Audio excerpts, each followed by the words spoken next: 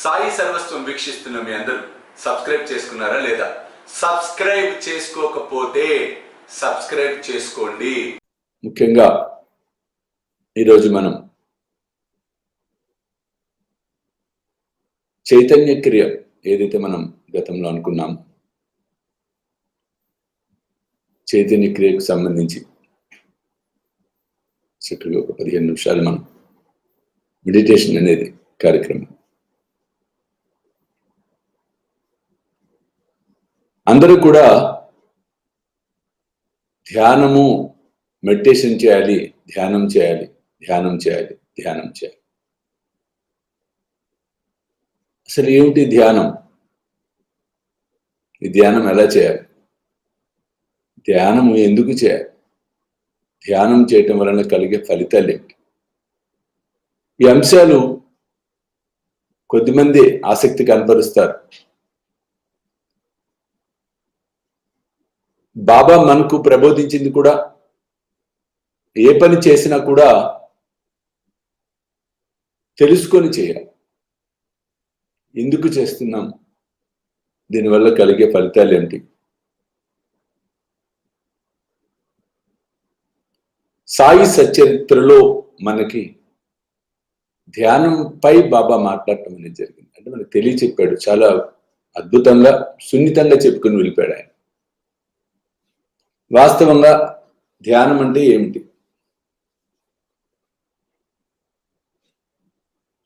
మనం చూసినట్లయితే ధ్యాత, ధ్యాస, ధ్యేయం. ధ్యాత, ధ్యాస, అలాగే ధ్యేయం, ఈ మూడు కలిస్తేనే ధ్యానం. ధ్యాత చేసేవాడు, ధ్యాస అంటే దేని మీద నువ్వు నీ ఏకాగ్రతను ఉంచుతున్నావు. ధ్యేయము, దీనివల్ల ధ్యేయం ఏమిటి? నీ లక్ష్యం ఏమిటి? ఆబ్జెక్ట్ ఏమిటి?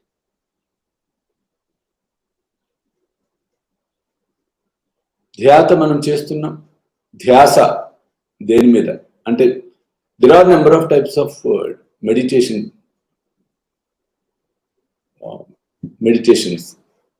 number of types of practices.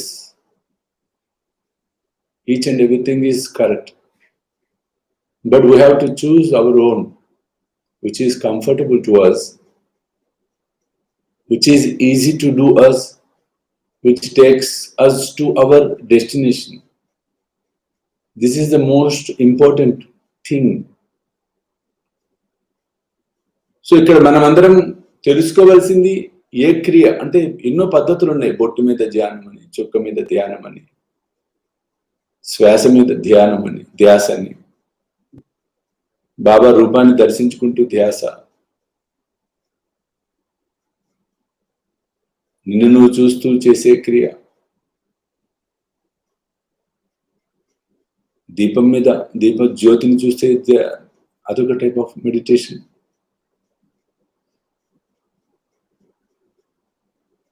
Number of different types of meditations are there, but we have to choose our own. ఒకటి మనం ఒక పద్ధతిని మనం అడాప్ట్ చేసుకోవాలి. నెంబర్ 1, ధ్యేయం ఏమిటి? What is the outcome? What is the purpose of this meditation?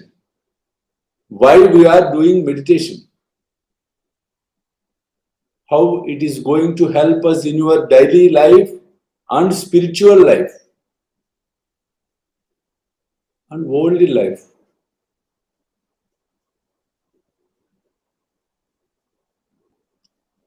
So ధ్యానం అనేది లౌకిక జీవితంలో ఎలా ఉపయోగపడుతుంది? ఆధ్యాత్మిక జీవితానికి ఎట్లా మెట్లు వేస్తుంది? శారీరక దృఢత్వానికి, మానసిక దృఢత్వానికి ఎట్లా అది మనకి హెల్ప్ చేస్తుంది? How it is helping us? అంశాలను తెలుసుకోవాల్సిన అవసరం ఉంది.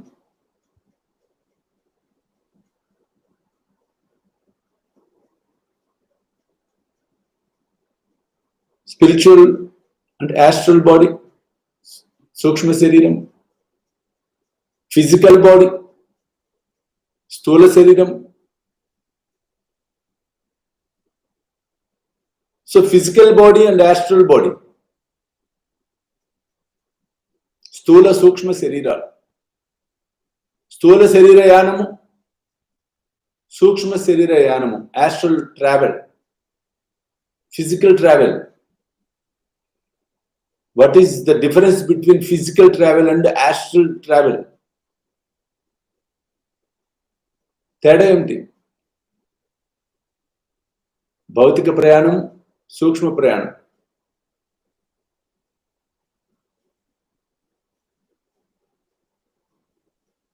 ఇక్కడి నుంచి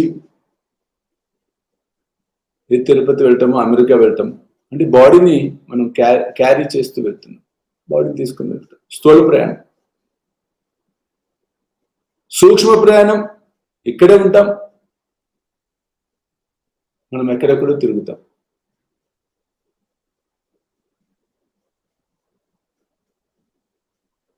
it can be experienced in when you are in sleep mode. It can be experienced in when you are performing meditation.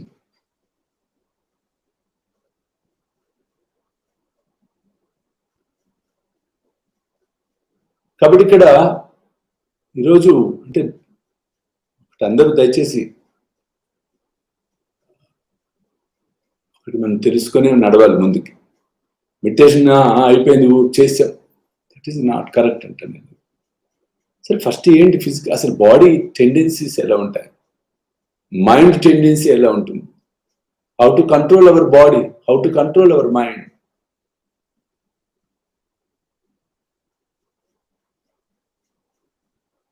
ఇదన్నీ కాకుండా ఏదో వాచ్ పెట్టేసుకొని 30 minutes చేశాను, 40 minutes ధ్యానం చేశాను, గంట సేపు ధ్యానం చేశాను.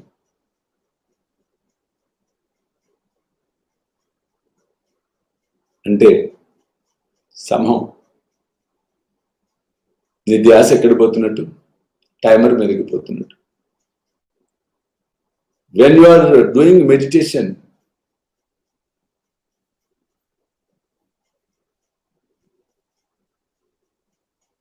you must forget the which is what is going to be around you at that time, what is happening. మనం తెలుసుకోవాల్సిన అంశం ఏంటంటే మెడిటేషన్ ఒకసారి ధ్యాస మనకంటే ధ్యానం అనేది మనం చేస్తూ డీప్ గా వెళ్ళినప్పుడు, డీప్ మెడిటేషన్ లోకి, what you call is in Telugu బాహ్య స్పృహ అంటాం మనం. బాహ్య స్పృహ, కాన్షియస్నెస్ అంటే బాడీ కాన్షియస్ అనేది పోవాలి. అంటే నేను దేహం కాదు ఆ టైంలో, నేను అనంతమైన విశ్వం, నేను అనంతము భావన, ప్రపంచమంతా. అంటే exercise when you are performing the meditation, which type of feeling you can get is, or you have to get is, ప్రపంచమంతా నేనున్నాను వ్యాప్తి చెంది, ఈ భూమి ఇంతగా అయిపోతుంది అంటే యాస్ట్రల్ బాడీతో జర్నీ స్టార్ట్ చేయటం.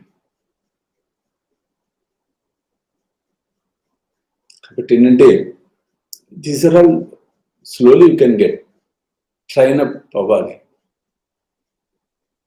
మెడిటేషన్ చేసే వాళ్ళకి తొందర ఉండకూడదు.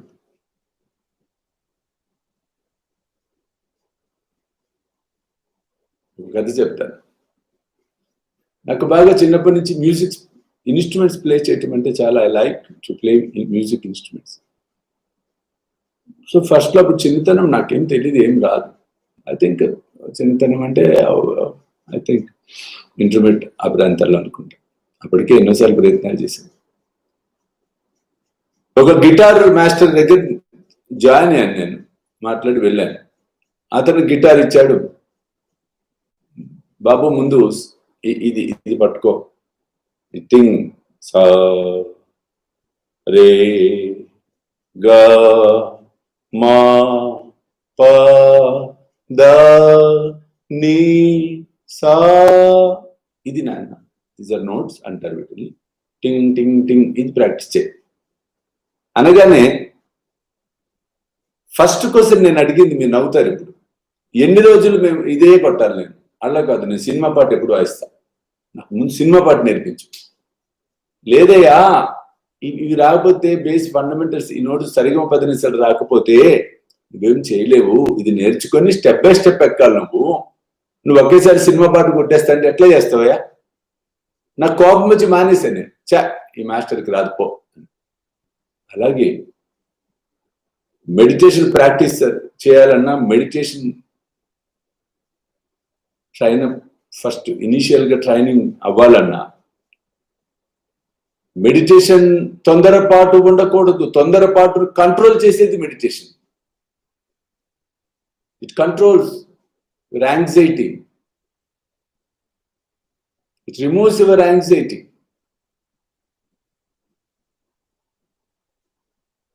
తొందరపడతనాన్ని, ఆ చంచలత్వాన్ని, ఆ ఇన్స్టెబిలిటీని రిమూవ్ చేసుకోవటం కోసము మెడిటేషన్ ప్రారంభించి, మెడిటేషన్ లో మరలా అది వచ్చింది అనుకోండి, ఇంకేముందండి. గురూజీ 30 minutes మెడిటేషన్ చేయమన్నాడు, వాచ్ పెట్టుకుని అయ్యో ఇంకా అవ్వలేదే, 15 నిమిషాలే అయిందే, ఇంకా 16 నిమిషాలే, మధ్య మధ్యకి ఇట్లా కళ్ళు మూసుకొని మధ్య మధ్యలో చూసుకుంటూ, వాట్ ఈస్ ఇట్? ఒకసారి how fun it is. So that is not correct. So a meditation which controls your instability, which is in the form of mental, physical.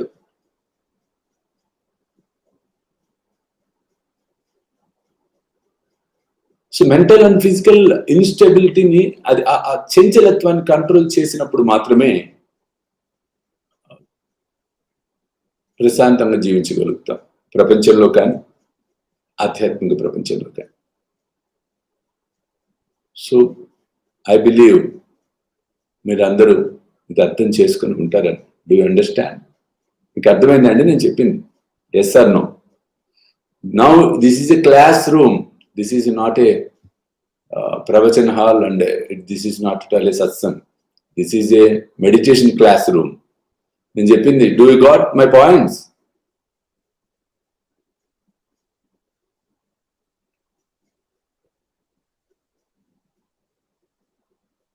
Good. So అసలు ప్రశాంతంగా వెళ్దాం, మనం 1 by 1 వెళ్దాం, వన్ ఆఫ్టర్ అనదర్ వెళ్దాం, తెలుసుకొని పోదాం.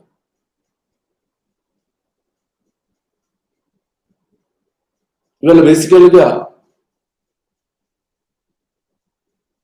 ఒక బాడీని మనం తీసుకున్నట్లయితే, ఫిజికల్ బాడీని,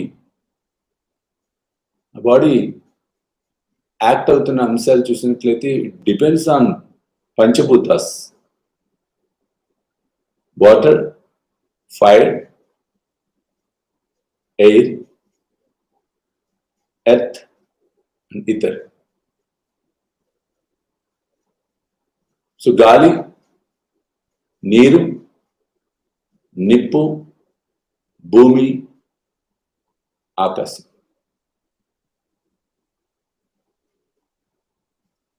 సో ఒక జీవము ఉంది అంటే అర్థము పంచభూతాలు యాక్ట్ అవుతున్నప్పుడే అక్కడ అల్టిమేట్ గా. అందుకే పంచభూత సమన్వితమైనటువంటిది ఈ దేహం అంటున్నాం. అందుకే the body which is form with the help of the 5 elements.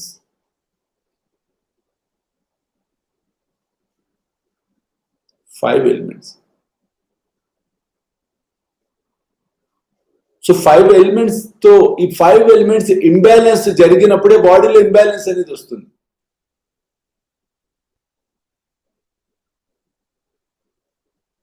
అంటే ఆకాశతత్వం అంటే బ్రెయిన్, ఆలోచన విధానం, ఆకాశతత్వం ఆ ఎలిమెంట్ ఇంబ్యాలెన్స్ అయినప్పుడు మెంటల్ స్టెబిలిటీ పోతుంది. అది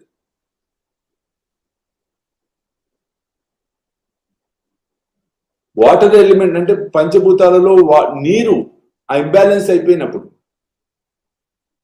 వాటికి సంబంధించినటువంటి వ్యాధులు ప్రబలుతాయి. అంటే జలుబు అవచ్చు, ఇంకోటి అవచ్చు. అలా ప్రతిదీ కూడా రిలేట్ అయి ఉంటుంది. 5 ఎలిమెంట్ బ్యాలెన్సింగ్. అందుకే మన పూజల్లో మీరు అందరూ గమనించుంటారు, పంచభూత ఆవాహనం కూడా చేయించటం అనేది జరుగుతూ ఉంటుంది. గుర్తుందండి మీ అందరికీ పంచభూత ఆవాహనం?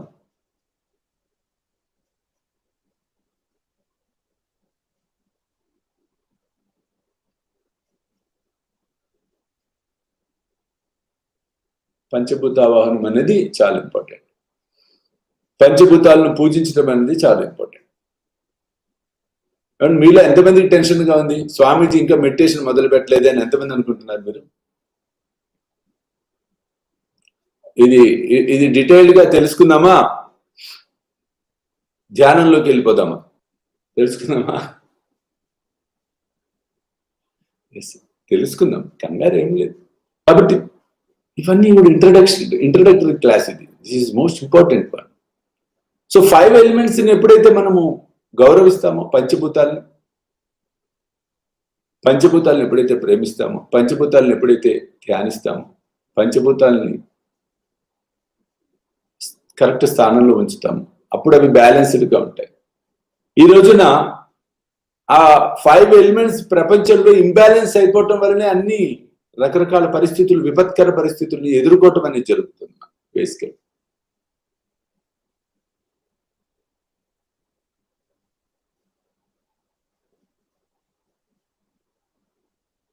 కాబట్టి మన హిందూ సంప్రదాయంలో సనాతన ధర్మాన్ని చూసినట్లయితే పంచభూతాలను మనకి తెలియకుండానే ప్రతినిత్యము మన పూజలో ఇంక్లూడ్ చేశారు చెప్పకుండా. పంచభూతాలను మనం పూజించే విధానం ఎలా? ఫస్ట్ అభిషేకము అంటే జలము, చూడండి.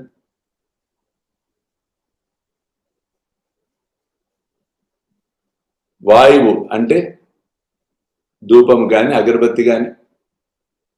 అగ్ని అంటే దీపము గాని, కర్పూరంతో హారతి గాని.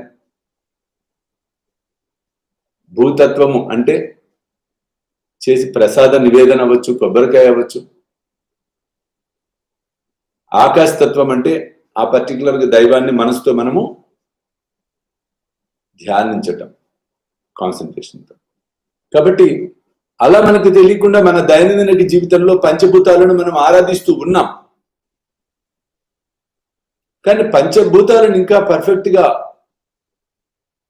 ఆరాధించినట్లయితే ఇంకా ఇంకా అద్భుత ఫలితాలు అంటే అవన్నీ కూడా రాబోయే రోజుల్లో గోయింగ్ టు టీచ్ యూ. ఆ తర్వాత అంశానికి వస్తే,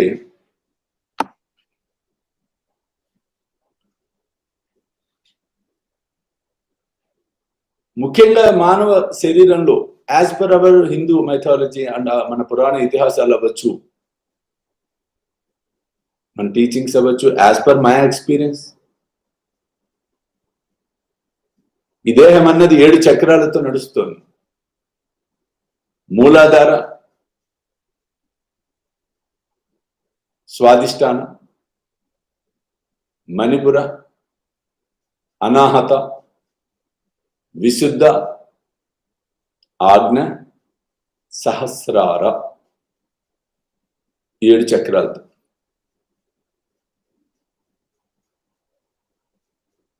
ఈ చక్రాలు ఇంబ్యాలెన్స్ అయినప్పుడు కూడా మానవుడి యొక్క స్థితిగతులన్నీ అతలాకుతలం అవుతాయి. ఇక్కడ మనం చేయబోతున్న ప్రాక్టీస్ చక్ర శుద్ధి అనేది మనం చేసుకోబోతూ ఉన్నాం డైలీ.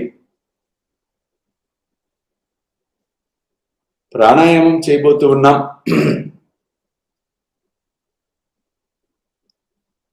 పంచభూతాలను బ్యాలెన్సింగ్ చేసుకునే, మన బాడీలో ఉన్న పంచభూతాలని బ్యాలెన్సింగ్ చేసుకునే ప్రక్రియను చేయబోతూ ఉన్నాం. చక్ర శుద్ధి,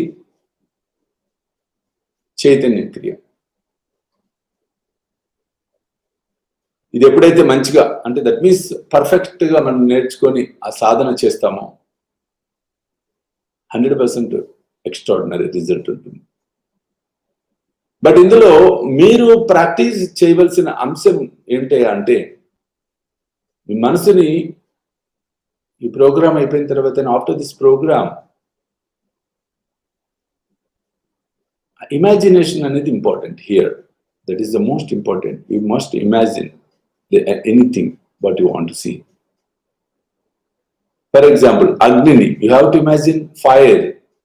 So try to watch fire video clippings or direct live fire content when you are lighting the lamp. You can observe it. So అగ్నిని మీరు ఫిజికల్ గా చూసి కన్నులు మూసుకొని కన్నులు మూసినా కూడా అగ్ని కనపడేటట్టుగా సాధన చేయాలి. That is the most important fact. That is the most important practice.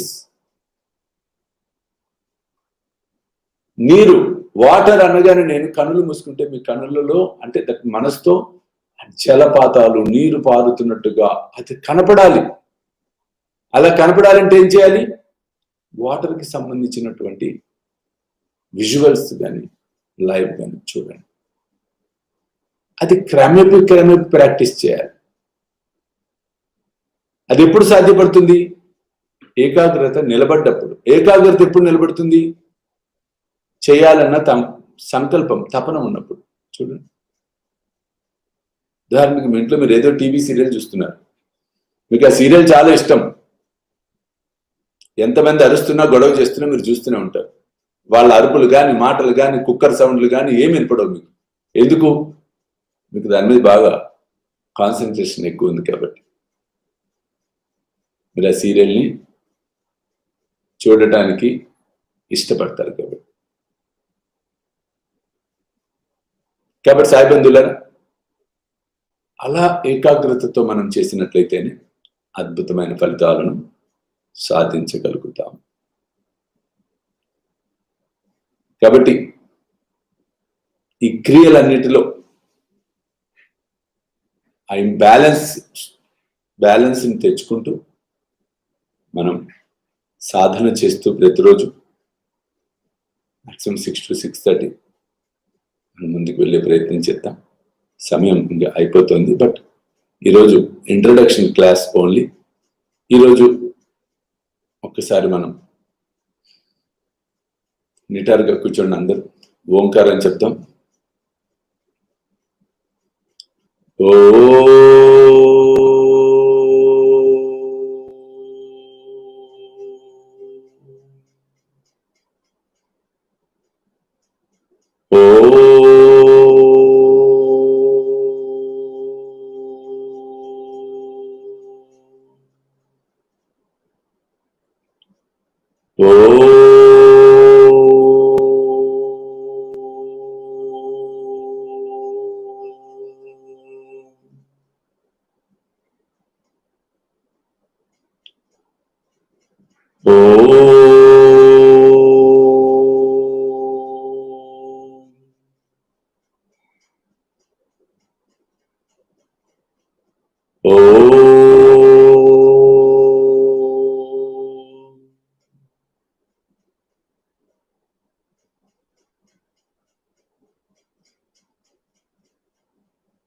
అందరూ ప్రశాంతంగా అలా మీ మనసుని నిలబెట్టి ఏకాగ్రతతో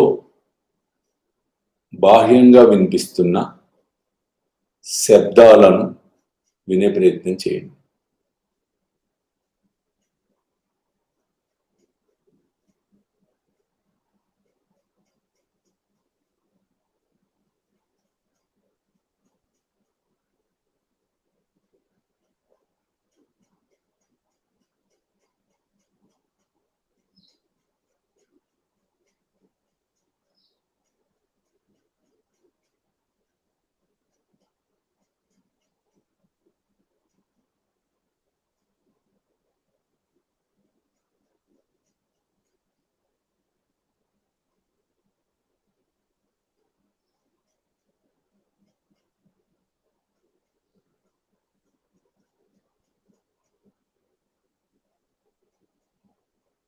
నెమ్మదిగా రిలాక్స్ అవుతున్న అనుభూతి మీకు కలుగుతోంది. మీ మనసుకు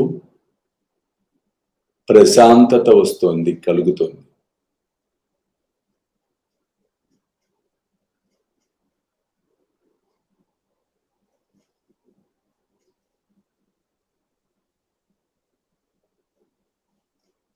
మీ ఆలోచనలు, మీ టెన్షన్స్ ఒక 2 నిమిషాలు వదిలేస్తున్నారు. మీకు ఏ టెన్షన్స్ లేవు ప్రస్తుతం, ఏ ఆలోచనలు లేవు. రిలాక్స్.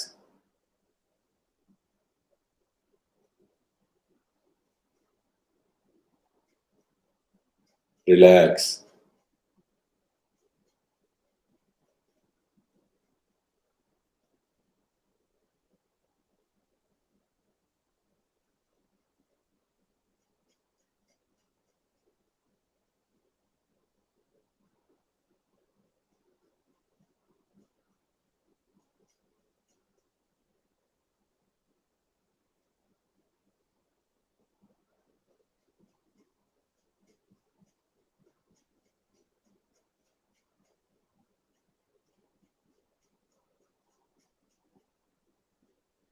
నెమ్మదిగా కనులు తెరవండి.